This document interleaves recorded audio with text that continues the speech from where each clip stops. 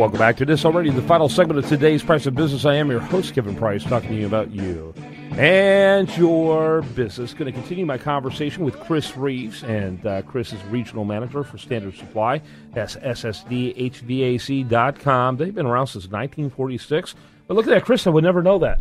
Oh, thank you. Thank you. I appreciate that. And you guys do an awesome job. You rarely get to have you guys on for two segments. Delighted we get to do it this time.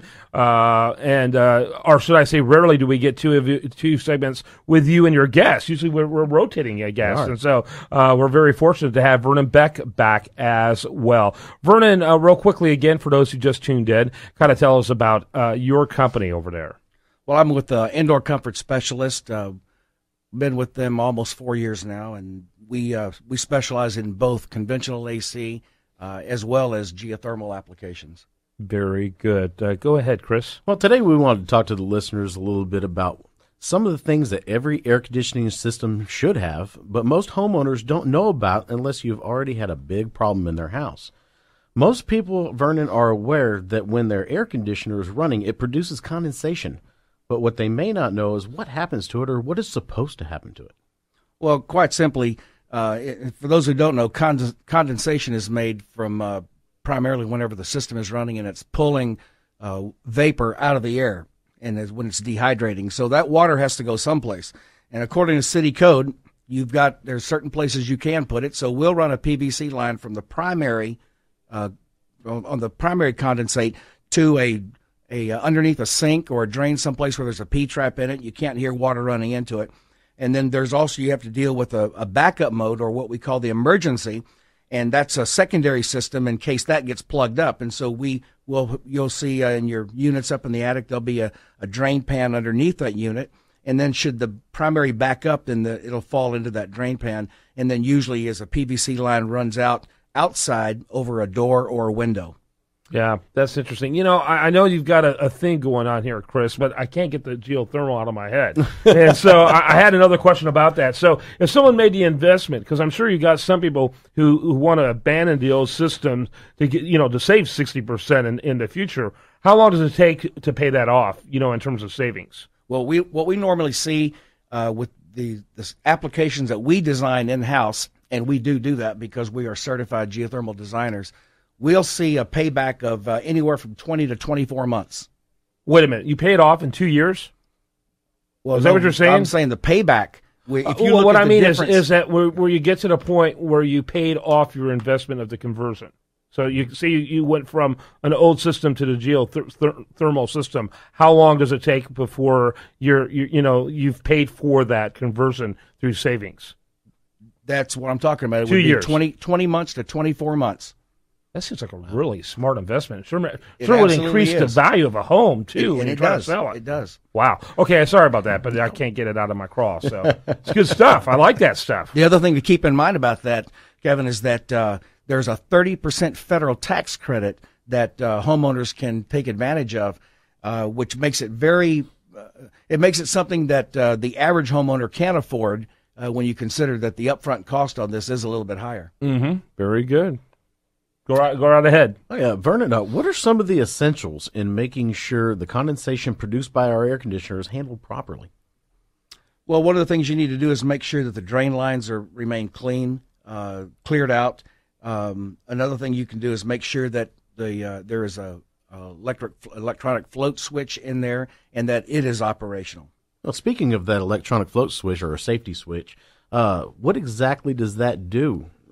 Well, it's attached to the inside of the drain pan, and what happens is should water start getting past the primary and going into the drain pan, as it begins to fill up, then it'll hit that switch, that sensor, and it'll cause the unit to shut down, so it will not continue to run, thereby running water all over to your to your ceiling. In essence, stopping the condensation altogether. Exactly. Yeah.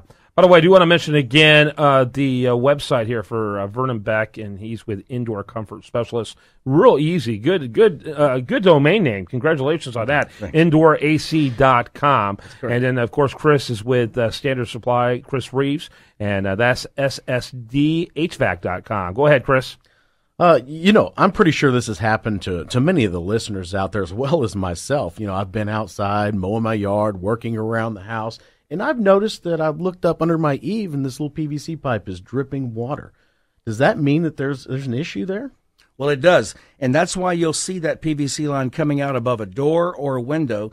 That's because whether you're inside or outside, if it starts dripping, you're going to notice it, and that's by design. But you're absolutely right. If you see water dripping out of there, then something is not right.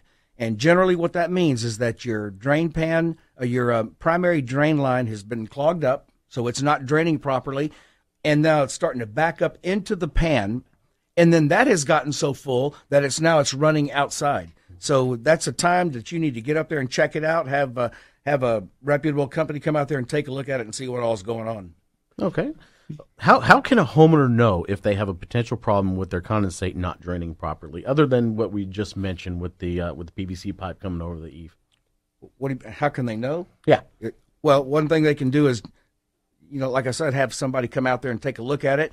They can have regular maintenance scheduled once or twice a year. We like to go out and see our customers twice a year, once before the summer, once before the winter. And one of the things that we'll always look at that condensate line, and if we need to, we'll blow it down with nitrogen, make sure everything's clean and ready to go for the next season. Yeah, very good stuff. Again, Vernon Beck, Indoor Comfort Specialist, and that's indoorac.com. And Chris Reeves, he again is with Standard Supply. And for those out there, that's ssdhvac.com. You don't work directly with the customer. You work with the great companies like our guest today who work with the customers. Kind of give people a feel for exactly what you guys do. Well, we're a wholesale distributor of air conditioning, heating, ventilation, and refrigeration products. And we've been helping the best contractors in Texas help their customers since 1946. Very good. Well, I appreciate the segment, gentlemen. Great job. Thank you. Thank you, Kevin. Lance will be proud of you. I hope so. Yes, I'm Lance filling Malone. some very big I'll shoes. send Lance Malone a good report on you.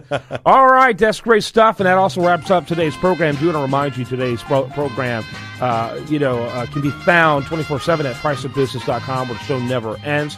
You can also find the best content here over there at usdailyreview.com. Have a great day. Spend it right here on this station.